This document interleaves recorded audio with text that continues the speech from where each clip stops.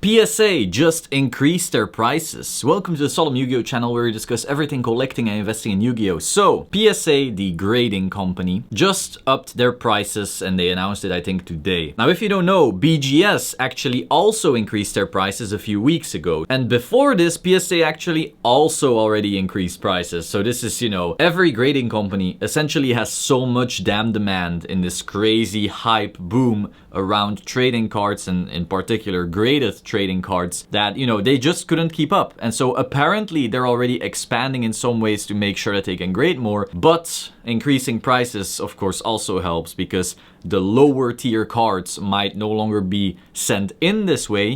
It was pretty easy to just send off all your commons previously, and if you were paying like $7, that's fine, and they upped it, maybe $10 or maybe $12, whatever.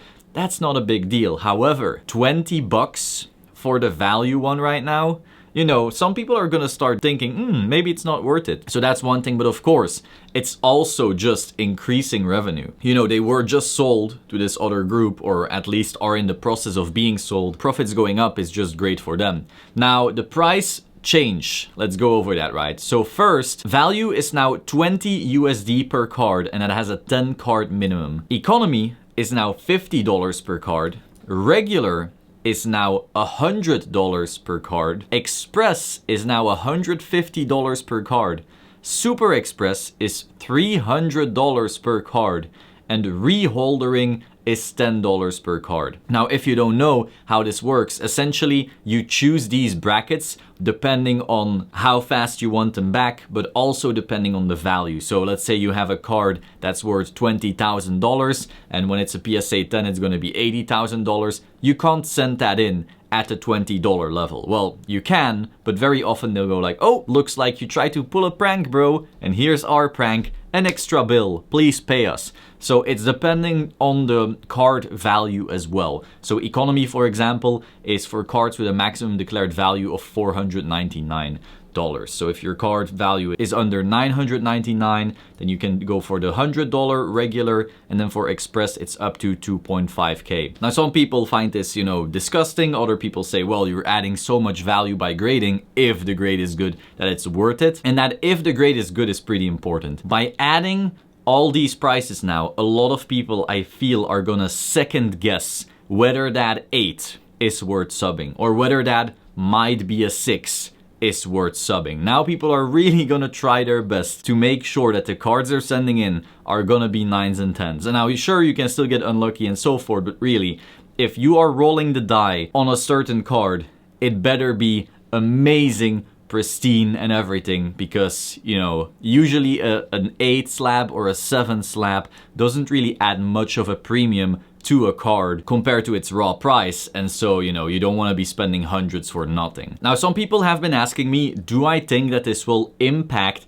the value of cards in any way? Will it go up? Will it go down? Well, first of all, I don't think this will make cards go down. If anything, it would make them go ever so slightly up, because certain cards will no longer be sent in quite as reliably because it's just no longer worth it, which means the supply doesn't increase as hard anymore. But note, supply will increase automatically because a bunch of backlog is still over there. So, populations will get fleshed out, but just less so because it'll be less worth it for the lower grades. So, that might be positive, but overall, I do not think this will have any major impact on the cards themselves. A 10 is still gonna be a 10, it's still gonna be amazingly rare. It's just, people won't be subbing their lower tier stuff anymore. For example, out of one of my subs, I'm now considering pulling some of the lower tier stuff because I'm like, it's just not worth it, If this thing ends up being an unlucky 8 and this card itself isn't actually worth that much, am I really gonna wait 2 years for this card at the value one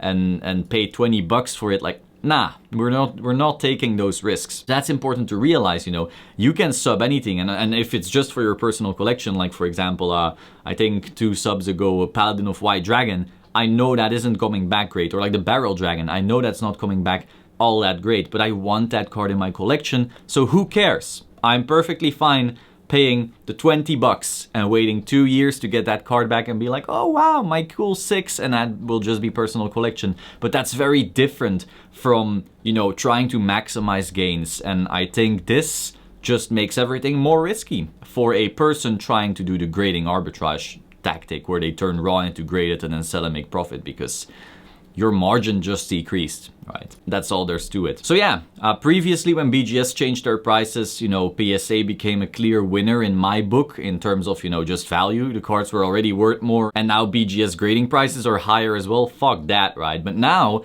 that PSA is changing their prices again, now I'm like, well, okay, guess both will work. Just sub with whichever company you enjoy most, whichever company you like the looks of the slabs the most, because honestly, if you think one or the other is more strict or more this or more that, you're imagining things. Hope you found this interesting. Be sure to like, subscribe, and I will see you soon. Ciao.